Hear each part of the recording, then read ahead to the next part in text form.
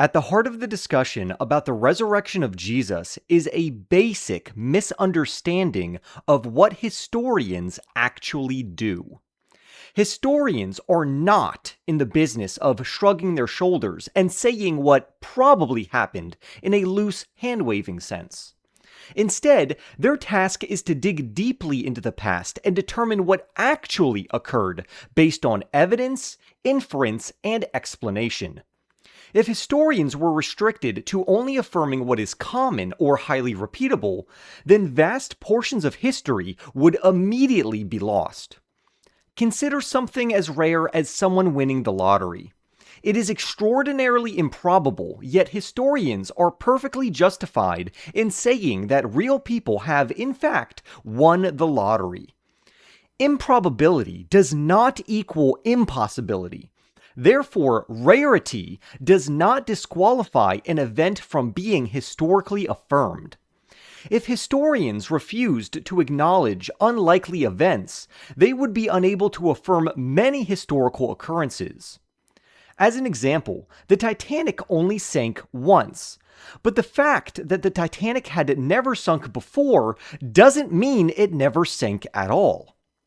Simply because event X hasn't happened for a certain time frame does not tell us if event X is possible or impossible. So if someone says that a resurrection can't occur because it has not happened to any of the billions of people before Jesus, they are making a moot point. A common objection is that miracles are improbable because we do not observe them in everyday life, unlike things such as winning the lottery or sinking boats. But this appeal to uniform experience fails on its own terms. A miracle normally occurs against a backdrop of the ordinary. Otherwise, it would not be recognized as miraculous. Imagine if people regularly rose from the dead. A resurrection in that case would be common and not attention-grabbing enough to verify a message. The rarity of a miracle is not evidence against them. It is a condition for them. An even stronger rebuttal comes from data analysis. Imagine a graph showing consistent data points with one or two anomalies. The argument against miracles essentially says we should deny that the anomalies exist because they disrupt the pattern. However, anomalies do not simply disappear because they are inconvenient, and averages do not dictate reality for every individual data point. Past regularity can suggest what usually happens, but it cannot logically forbid exceptions. As an example, just because the sun has risen every day does not logically guarantee it will rise tomorrow, because according to physics, one day we know the sun won't rise. This same logic applies for the resurrection. Some scholars claim that historians can't say a miracle occurred, but that objection is misplaced. What history does not directly answer is the metaphysical question of causation, meaning what caused the resurrection to occur. But if a resurrection did occur, it can be historically substantiated. If it is historically established that a man was dead and later alive again, then history has already done the heavy lifting. At this point, we are not debating how the resurrection happened, but if it happened. The claim is that the data itself strongly indicates that Jesus of Nazareth was executed, buried, and later he interacted with many people in multiple contexts. If that is true, then we already have powerful historical grounds for a miracle, regardless of one's prior philosophical commitments on whether God exists or not. This is why it's also crucial to distinguish between the event itself and its cause. The claim that Jesus rose from the dead is a historical claim. The claim that God rose Jesus from the dead is a causal explanation. These are related but distinct questions.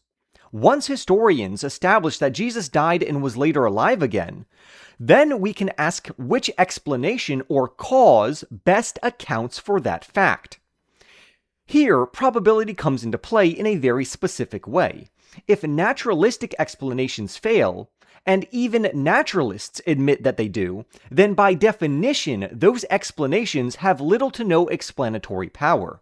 A hypothesis that explains all of the facts is automatically more probable than one that explains fewer or none of them. Imagine a test with a single question asking what event best explains the known data about the resurrection of Jesus. One student leaves the answer blank, while another writes the resurrection. Even if you think the second student is guessing by writing the resurrection, the blank answer of the first student has zero chance of being correct. A guess, by definition, has a non-zero probability. In probabilistic reasoning, zero always loses to something greater than zero. In that sense, the resurrection hypothesis is more probable than someone not knowing at all and will not even take a guess at it. When skeptics say that people don't rise from the dead naturally, I normally agree with them. But that says nothing about whether or not someone can rise from the dead supernaturally, which is the claim at hand. The resurrection claim does not violate the laws of physics because it does not claim that nature itself produced the effect. All that is required are two facts. 1. Jesus really died, and Jesus was really alive afterward. We then ask whether any known natural force can account for this. If the response is that there might be some unknown natural force we have not yet discovered, I will hear out their case. But I will point out that their explanation is built on blind faith. It has been over 2,000 years, and there is still no better explanation than the resurrection that naturalists can offer in regards to the evidence surrounding the resurrection for Jesus. Background knowledge also matters in historical reasoning. Historians do not assess events in a vacuum. The kind of person involved in an event affects the event's plausibility. If God were to raise someone from the dead, Jesus of Nazareth fits that profile in a way no random individual would. Jesus' teachings, his ethical authority, his self-understanding, his messianic claims, and his predictions about his own resurrection all form a coherent backdrop that increases the explanatory power of the resurrection hypothesis. This does not mean we assume the resurrection because Jesus claimed divine authority. Rather, once the resurrection is established as a historical claim, that background knowledge makes sense of why this particular person, out of all other people, would be the one who was raised from the dead. Miracles are inherently ambiguous if they are stripped from their contexts, which is why context matters. The resurrection did not occur in a vacuum. Jesus repeatedly predicted his own death and resurrection while appealing to signs like Jonah, framing his resurrection as a divine act of Yahweh with meaning. Thus, grounding the event in a specific theological framework is appropriate, considering the background data that we know about the man Jesus of Nazareth. Moreover, Jesus presents himself as a trustworthy and ethical teacher, not a trickster or a deceiver. When an extraordinary event occurs in a context where it is predicted, meaningful, and tied to the identity of a person involved, the ambiguity of that miracle sharply decreases. But then somebody might object and appeal to other miracle claims, such as Marian apparitions. But these types of objections do not undermine the resurrection either.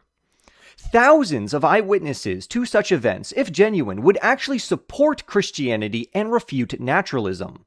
Many times, the people who bring up these Marian apparitions are naturalists. But if Marian apparitions are also true, that would actually be evidence for supernaturalism and not regular naturalism. Even if those events are false, such as the Marian apparitions, fake miracles do not disprove real ones, any more than counterfeit money disproves the existence of real money. The resurrection of Jesus stands apart because it occurred before Christianity even existed.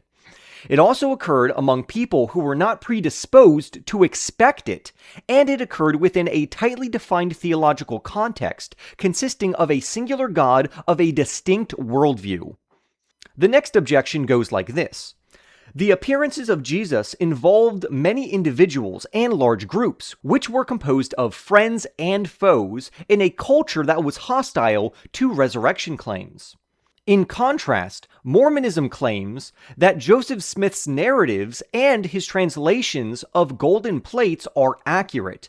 However, this is not a very good comparison to the eyewitnesses of those who saw Jesus. For the golden plates, these lacked comparable group appearances. It also lacks archaeological grounding and independent corroboration. While on the other hand, the resurrection of Jesus and the events leading up to that have all of these.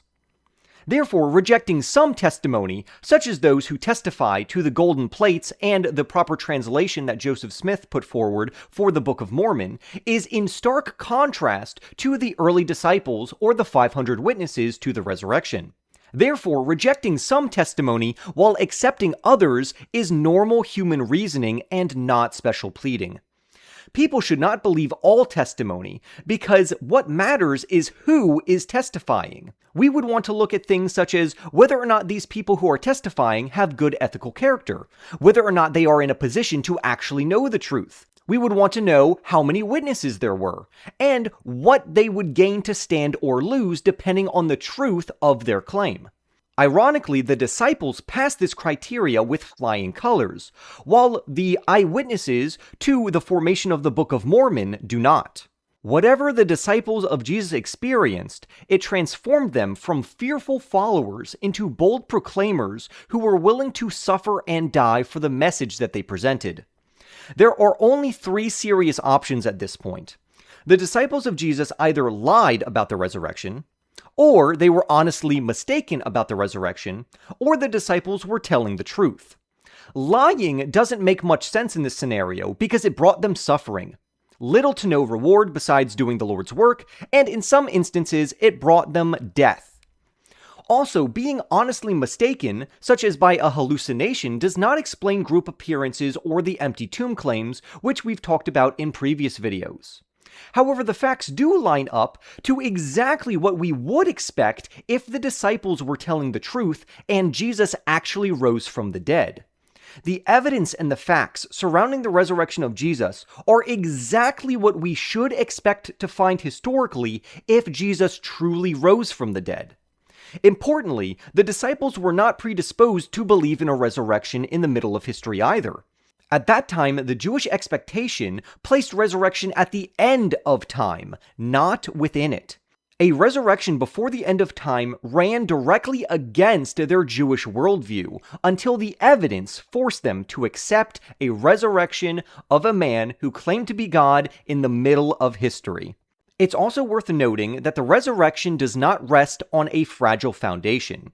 We do not even need eyewitness testimony for an event to have occurred, because events can happen even if they are unobserved. Yet, we do likely have eyewitness testimony. On top of that, we don't need surviving documentation for an event to be true, because history is full of lost records of events that truly happened, and were not documented. Yet, for the resurrection of Jesus, we do have documents, and many extra-biblical sources which give evidence and credence to this exact claim. We also don't need the majority of people to agree to determine what happened, because reality is not democratic. If the entire world believed that 2 + 2 = 5, and only one person said it equaled 4, in that case, it just means that the majority are wrong. Democracy, in this case, does not dictate truth. And yet we actually have a very strong majority of scholars who agree with all of the evidence we've put forward in previous videos. In essence, we likely do have early eyewitness testimony, we do have historically reliable documents, and we have a strong scholarly consensus on the key facts surrounding Jesus' life, death, and resurrection, on top of the people who interacted with him after his death. Christianity also stands out from many other worldviews because it is falsifiable. As Clay Jones notes, it is a faith grounded in an empirically verifiable event of the resurrection. Paul himself even states in 1 Corinthians chapter 15 verse 14 that if Christ has not been raised, then the Christian faith collapses.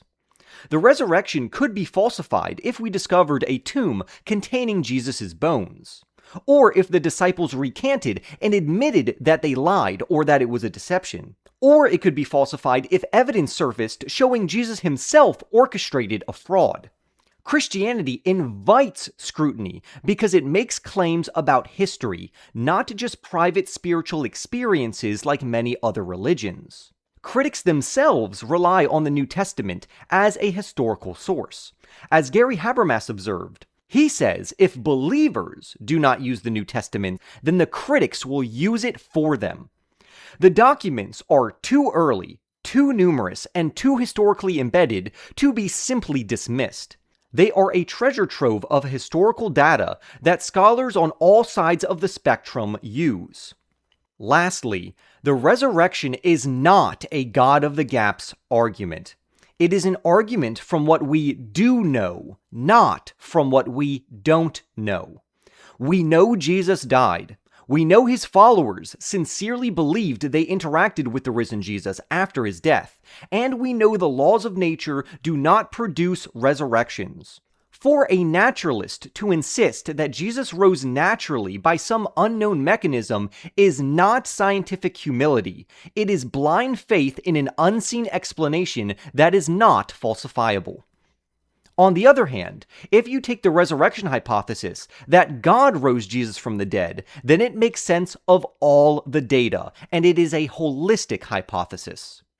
In the end, the resurrection hypothesis does not appeal to mystery to escape reason. Rather, it appeals to the best explanation of well-established facts, grounded in history, context, and a coherent causation. Therefore, the resurrection of Jesus is not a careless leap beyond evidence. It is a conclusion reached by following the evidence wherever it leads. Remember to like the video and follow along by subscribing for more videos like this one. And with that being said, I will see you in the next one.